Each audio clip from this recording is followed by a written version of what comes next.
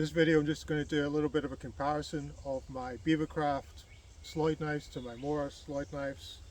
Just talk a little bit about sheaths as well. So what is a Sloyd knife?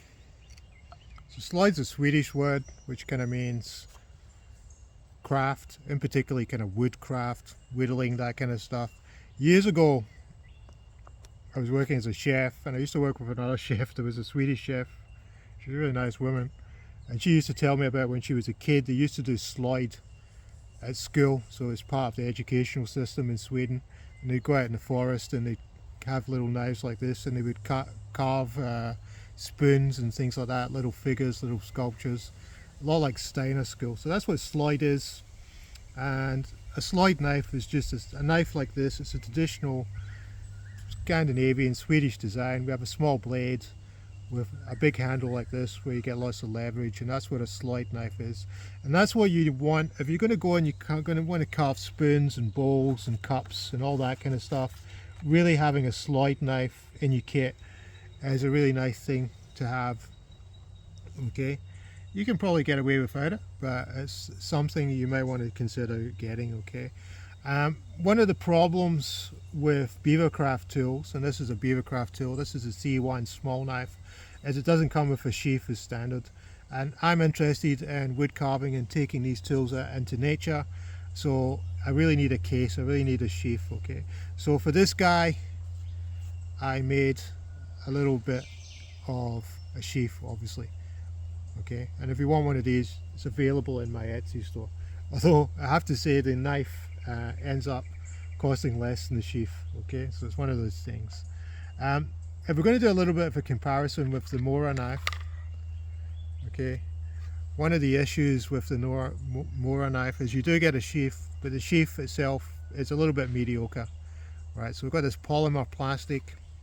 There's a real problem with retention, as you just saw there, and then also these belt lips are a little bit cruddy, not that great. And then this little circle here is so you can put you can hook it on a button. So not the best sheath in the world. It sort of mimics the traditional design. We've got a couple of holes here as drain holes.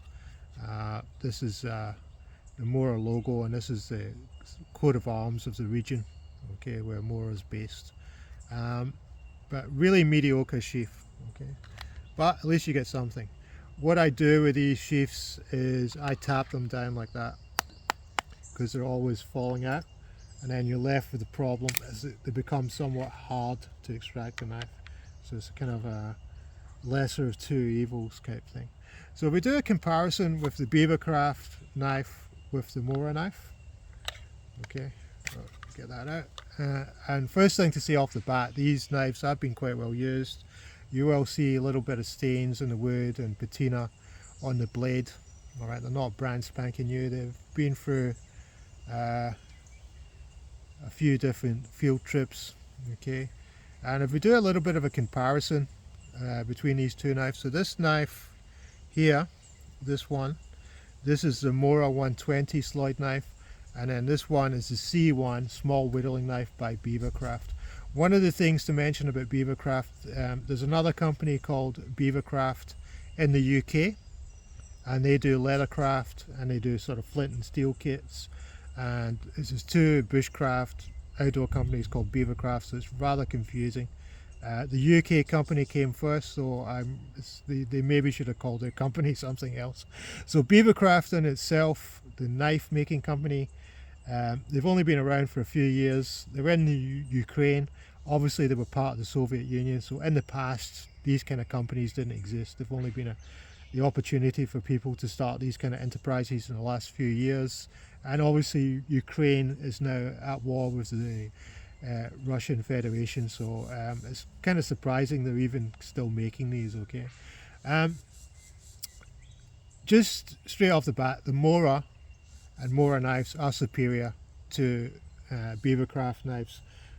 So you might ask, well, why would you want the inferior knife? Although it's an inferior knife, it will still perform okay. It will still get the job done. You can still take this and carve a spoon or whatever the case may be. Mora knives, better construction, better steel, better ergonomics, and they come with some kind of sheath. As with the Beavercraft tool, you know, it just gets the job done, and it's good as an entry-level tool, and it's good for somebody who just wants that tool. They just want to use it occasionally, or they're just tipping the tool into greenwood carving and that kind of thing. If we do a little bit of a comparison of the two knives, just the overall construction, again, the Mora is the superior knife. Okay, in Australia, this is around about $65 to $80 for one of these. The equivalent, the C1 small carving knife in Australia is around about $25 to $35, so less than half the price. Okay, good quick tip: if you're in Australia, Survival Supplies Australia is a good place to get the Mora knives, as well as another store called Wood Tamer. I'll put links in the description. I normally get the Beavercraft tools straight from the Ukraine, straight from the main website. And if you look at the Beavercraft tools website, it is quite an extensive range of tools and kits that they do. Quite impressive. They also do a few other things like axes and bushcraft style knives. Okay. If we look at the Beavercraft, the steel on the Mora knife is superior. It just seems to hold an edge better. It's slightly thicker. And then one of the main differences is the tang construction. So this is a rat tail tang, which is what you would expect from a Sloyd knife, but it goes all the way to the end of the butt of the knife here, like that. Okay, so that's the Mora knife. With the Beavercraft Sloyd knife, you can see the tang just goes sort of round about this far into the knife, and then I take it's epoxied in. Okay, and you can see the construction's quite rudimentary. They've just drilled a hole and stuck the tang of the knife in, and quite often there's a little bit of gapping in between the blade, okay, and the butt of the knife. With the Mora knives, you've got much, better construction. You've got a bolster, and there's not really any kind of gapping. Okay, so again, this is fair enough for what it's designed to use, which is whittling wood. It works fine. I've used this quite extensively. Just the Mora is stronger, better construction. Apparently this is birch handle on the Mora, and we have ash handle on the Beavercraft tool. This is a lighter knife, I will say that for it. It is very light. The handle is slightly different in terms of shape. This is square shaped. It's sort of like being rounded off. It's fair enough, it works. You could modify this. And the Mora knife, very traditional barrel handle. I do prefer the Mora handle. If we look at the sheaths, so again, the Beavercraft tool, it doesn't come with any kind of sheath, which might be a problem if you're looking to use it in nature. Again, I've made sheaths for my Beavercraft tools, so that's the C1, and then this one is the CM4, which is a slightly longer blade, which is equivalent to the Mora number 6. Let's put that away for a second. One thing I would suggest, if you were really on a budget and you were wanting to make yourself a Sloyd knife, is just buy yourself a blank like this. So you can buy these. This one's from a shop in Finland called Braza. You can, Beavercraft also sell blades like this. There's a few places you can get them. That might be a way to go if you're really on a budget. Buy yourself a little blade blank like this and make a handle from, you could use green timber, you could use scrap timber, you could even use something like antler. Okay, that's what I would do. I've made knives like that many times, and it's certainly quite rewarding to make your own little whittling knife just from a blank like that. Or if you're getting really fancy, you can even do a little bit of stock reduction and make a blade from an old saw blade or something similar like that. So again, going back to sheaths, this is the Mora knife, and one of the problems with the Mora knife is the sheath. Okay, so it's this polymer sheath. You've got these sort of belt loops. It's pretty cruddy. This is designed to hook onto your button. One of the main problems is the retention.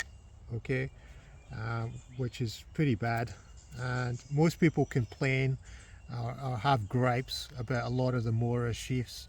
Some of the more recent models like the Garberg or the Elgris, the sheaths are kind of okay, but with some of these earlier models, some of the sort of more classic knives in their collection, they are very substandard. So obviously, being a leather worker, I made myself a sheath, and this is available in my Etsy shop as well. This is my own personal one. I just finished this the other day, and this is, you know, a superior sheath to the one that comes with the Mora knife. So this is the sheath I've made for the 106 Sloyd knife. Okay, and the thing about it is, if you're going to take your knife into the outdoors, into nature, it's a package. So obviously you need a knife, but you need something to carry it, and you need a case. And this just elevates the knife. It makes it easier to use. It's safer, it's more ergonomic. You can carry it on your belt properly. So this is the traditional sort of Scandinavian Nordic design pouch sheath. This is all wet formed. This is where I wet the leather and I'll model it with my hands and tools to the exact fit of the knife. And then we have the stitching up the back like this. Okay, all right. And then we have a belt lip. You can all, if you want custom, if you want something like a neck carry, we can do that as well. All right, so that's the traditional Scandinavian style sheath, which just elevates the tool. Okay, and these are a little bit harder to make. They're a little bit more complicated in this sort of style, sometimes called the taco style. Just show you this one quickly. This is made for a guy I used to work with, an apprentice chef I took under my wing years and years ago. He looked me up and he wanted me to make a sheath for his Mora number 3. This is a little bit of a bigger knife. This is maybe a little bit more of a camp knife type thing, maybe a little bit better for cooking, that kind of stuff. Less of a whittling knife. And again, I've done something that's a very, very traditional style sheath, very similar to that one, for the Mora number 3 Classic. And these sheaths are available in my Etsy store. I've also been working on a few accessories for green wood carving. I got a little botcher's bib there, and also just doing some covers for spoon knives like that. So a few of the different things I've been working on. Thank you for watching. I'll put descriptions below of all the shops and resources I've been talking about, like Brizza, where they do the knife blanks like this. Thank you for watching. Please subscribe and all that malarkey. Hopefully I'll be back soon for another video, guys.